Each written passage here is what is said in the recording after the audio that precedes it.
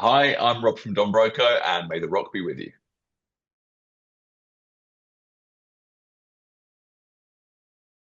Rob, how are you, mate? Yeah, good man. How are you? Good, good to see you again.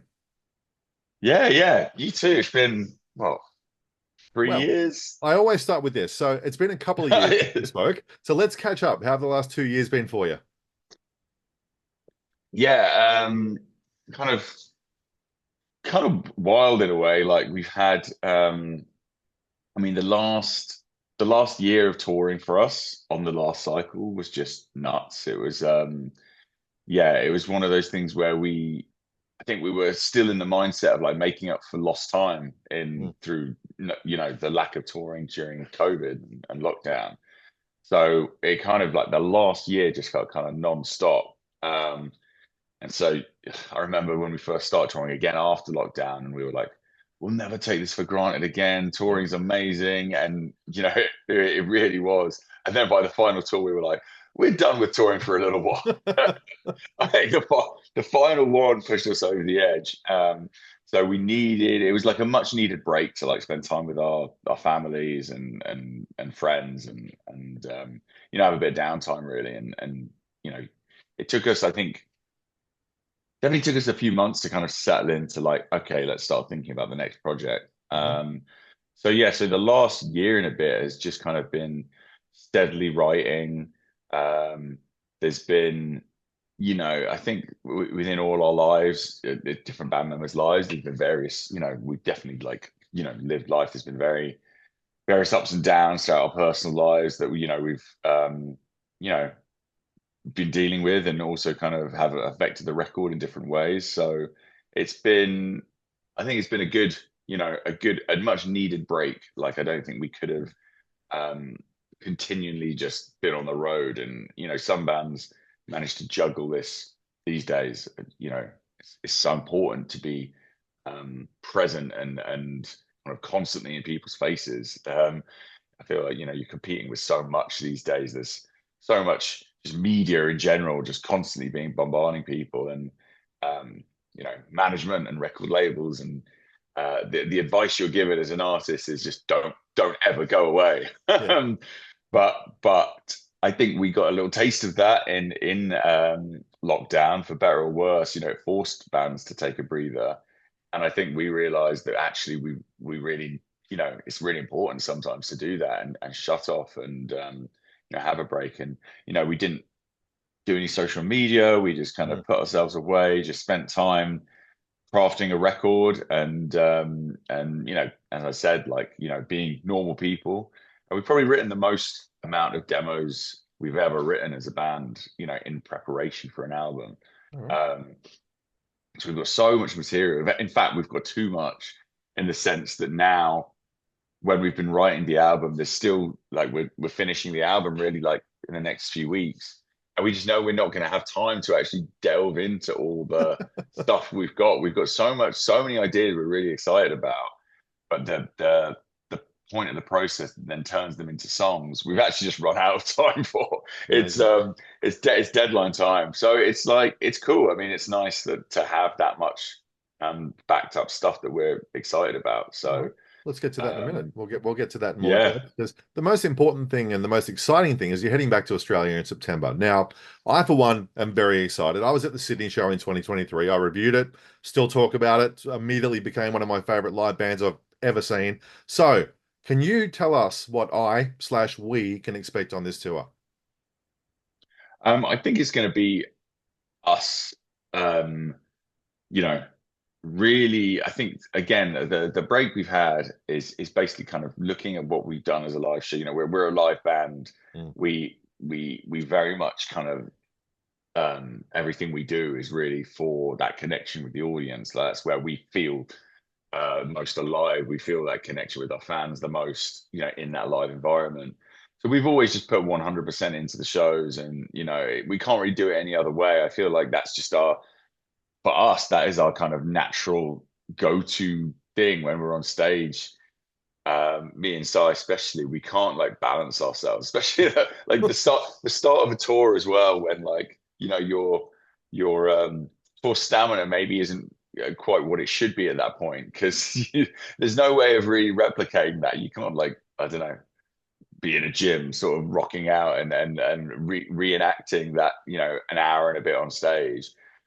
So I remember it's always the first few shows where we're like exhausted, Yeah. where we haven't toured for a while, which will be, I guess, these Australia shows. So it will be very sweaty, us giving 100%, but also seeing us absolutely knackered within about 20 minutes, where we've given our all and are just spent. But no, there's going to be some new material that we're excited to work Mm. into the set, and we're just kind of constantly, whenever once we get sort of in tour mode, we're always just looking at what can we do to expand the set and give people a new experience, and um, within the songs or just within like the feel of the set. So um, that's the thing, really. Plus all the songs, it's like, we're definitely we're crowd pleasers. We're not afraid to pull out the songs that people want to hear, because Nice. that gives us a good feeling playing them. So yeah, a good blend of sort of the old and the new, I think. Okay. Well, you say you give 100%, but I think you're the only band that's mathematically possible giving them more than 100%, which actually isn't a number, but that's the most energy I've ever seen on stage ever. And I've been to a lot of shows was you guys in March 2020, May 2023. It's insane. That's really cool. I mean, Yeah. again, we don't think of it too much, but I know early days. I mean, Um, I just remember those are the bands I reacted to live. Like when I saw bands live, they're the bands that stuck with me. I Mm. used to, see so many bands kind of coming up, and there were so many bands that I listened to and then I saw live and I was like, these are good. But the bands that just fucking gave the whole new experience. I remember seeing Gallows for the first time at Mm. Reading and Leeds. Was talking about them the other day. I think it was just before they released Orchestra of Wolves. And I just remember thinking, I've never seen anything like this. Like every band member was just going berserk in their own way. And the stage was just like transformed into this, just like you didn't Awesome. know where to look. You're like, who am I looking here? Because they're all just fucking rocking out, Yeah. doing some mad shit.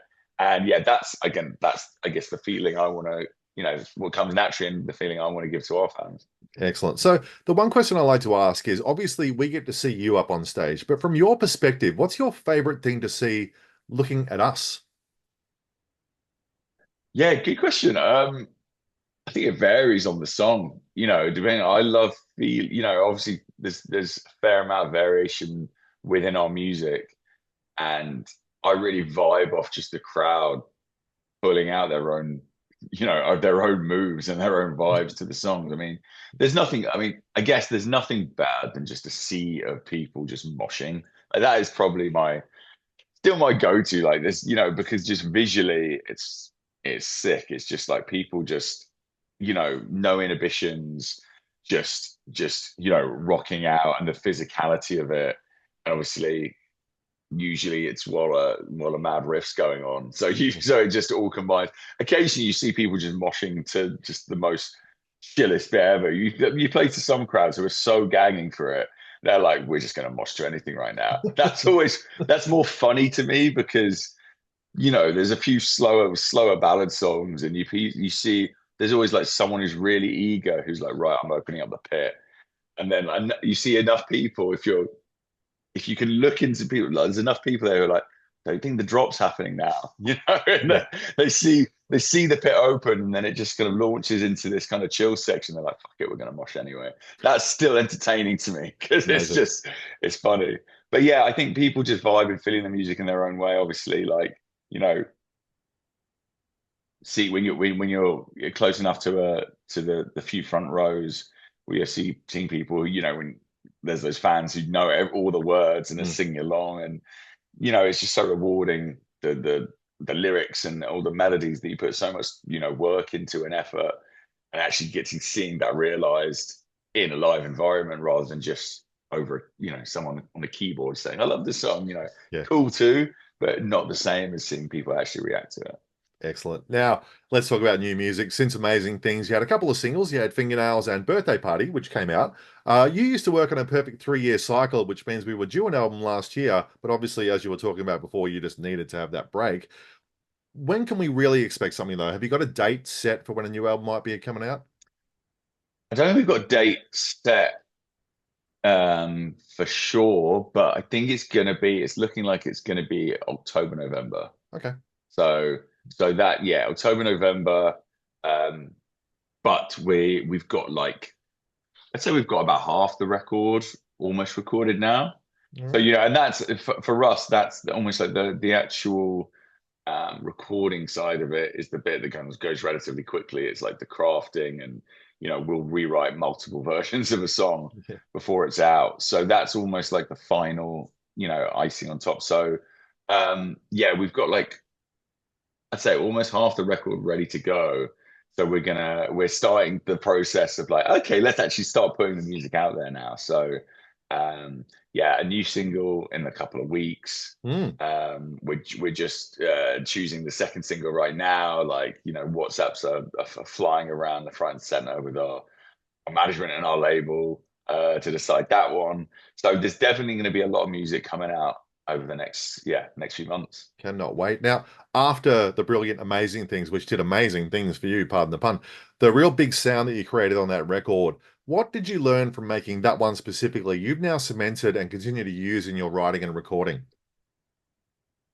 I think the the most important lesson we learned from that was to like that was the most like pleasurable, I think, writing and recording experience we've ever had. Again, partly due to the zero time limit due to lockdown. No one knew when bands were going to be able to tour again. It was, a a kind of strange and kind of scary time for touring bands where financially it's literally touring that keeps you going. So a lot of bands were rightly nervous to release music and not be able to tour it.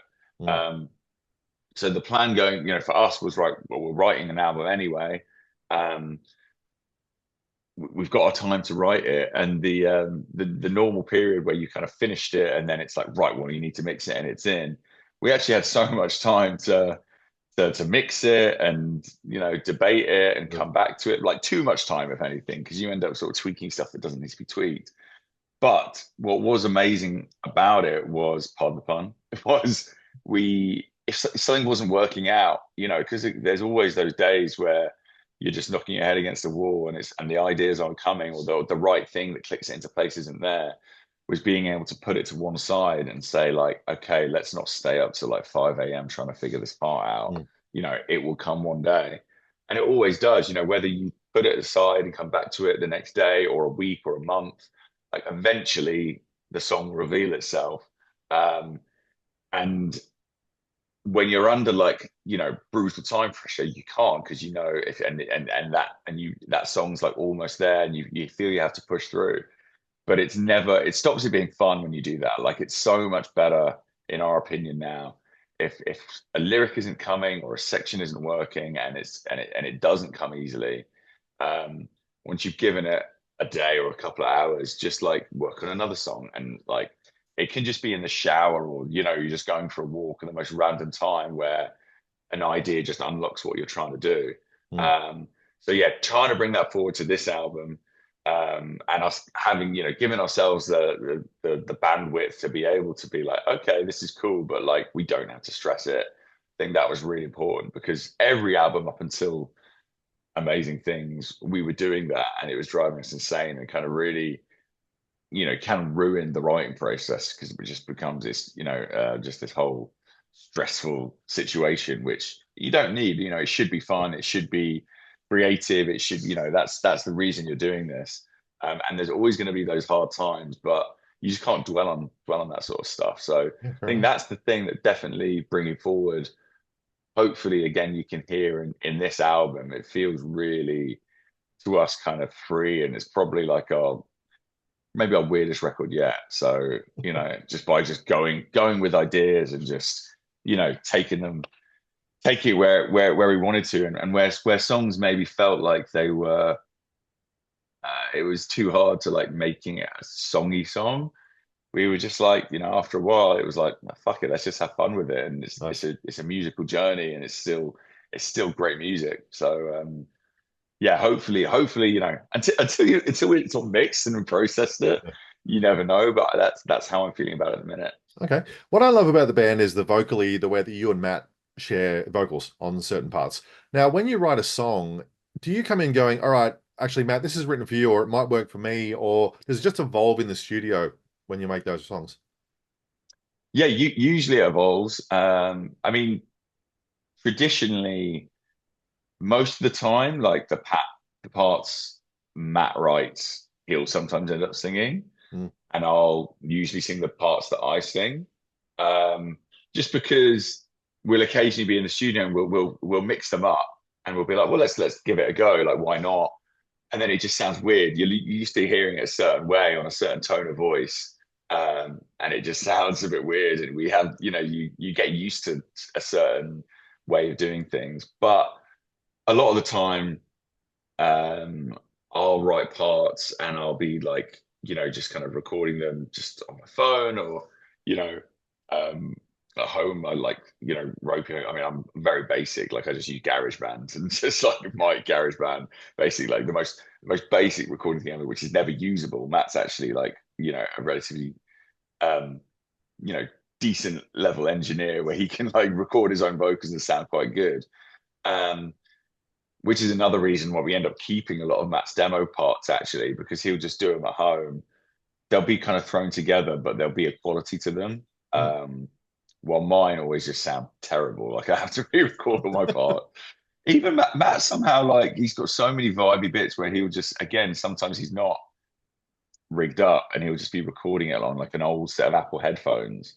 And whenever we go to re-record it, we just can't recreate that part, whether it's on me or it's him. So we're like, it's got to be Matt singing it Right. because we can't recreate this part as well. But then a lot of the time, when I'll be, writing stuff, I'll be singing, not thinking about where it is range-wise. So I'll maybe sing it in a falsetto, and then once we actually turn it into a song, you don't want a falsetto, you want that power, and it's quite high. And that's where Matt is incredibly like, useful and like a great mate to take all those high parts that I can't hear Yeah. because he's got such a higher range than me. And naturally my range is lower. So again, if he'll write a part that sounds better on my voice, then we'll switch it up there. Okay. So yeah, again, it's kind of like, yeah, bit by bit in the studio. And then sometimes as a song evolves, it's just kind of obvious, there'll be a moment where it's like, well, we haven't heard Matt for a while. Um, or the chorus cuts in and you just want that fresh voice on it, or within a verse to punctuate. So it's usually pretty obvious. Like there's only one song I think on the last record, Amazing Things, um, where I ended up taking more than I was going to, just because I was sat around for ages, like not doing anything, Yeah. and it felt weird. There's a song. This was it. Yeah, we had so One Tree Prince is the first time really that like because traditionally again like Matt would just sing the more powered out sort of choruses, but it felt better on my voice and it actually felt really nice giving Matt some nice low tones on the Mm. verse. So we had Matt doing that on the verse, me on the chorus, and again Matt wrote the middle eight, and it just sounded weird switching it up to me. So I'm just sat around that song, just chilling out basically half the time, and it felt right. But then we wrote another song pretty soon after that called Swimwear Season, Mm. where it ended up being that same structure. And I was like, this is just weird. I'm just sat, I'm just, like, Matt's drumming the whole time as well as singing. And I was just there in the practice room, just like twiddling Cup of my tea. thumbs. So I was like, yeah, I was like, I should probably take the middle eight in this one, Yeah. Brilliant. just for something to do. Awesome. Um, but yeah, I love that. Now, lastly, we always do this. We look ahead to the future with a prediction. So I want you to finish this sentence for me. By the end of 2025, Don Broco will. um, wow. I mean, I think I'm living week to week at the minute trying to finish this record, but yeah, by the end of 2025, Don Broco will be a little bit more relaxed because the album will actually finally be out and people will have heard it. Honestly, that's the most I can hope for right now because we're in like crunch time where everything is just, exciting and hopeful but stressful and It's like we're literally living day to day to get everything over the line. Um, but honestly, by the end of 2025, we've got our touring maps out now. We'll have just come off probably the final shows of the year, and it'll be that breathing point where we can actually look back on being like, oh man, like last 2 years of 3 years of writing this record, and the last 6 months of that that push were all worth it. So yeah, I'm hoping we'll be in a very happy place where we can just take a breather and enjoy Christmas. Amazing stuff. And I know you talked about people wanting songs before and, stuff that you want to play. There's one song out of a catalog that I absolutely love from Automatic. It's called Let You Get Away. Tune. Yeah, yeah. Can you learn that for Yes, Sydney, no, please? I mean, Thanks. we should try. Yeah, we haven't played that in a while. I think I think that was very much Automatic era, and I don't think once technology came out, we played it really at all. So Good song. yeah, I'll have a word with the boys. Yeah. Love your work, mate. Can't wait to see you in Sydney. If I can make it to another city, I will. Like I said, I love you guys. So I'm looking forward to seeing you down here. Cheers, dude. Thanks, Thanks mate. very Talk much. to you then. See you later. Awesome. See you then. Bye. Thank you for checking out our interview with Rob from the amazing Don Broco. Don't forget to like the video and subscribe to our channel, and check out maytherockbewithyou.com for everything else.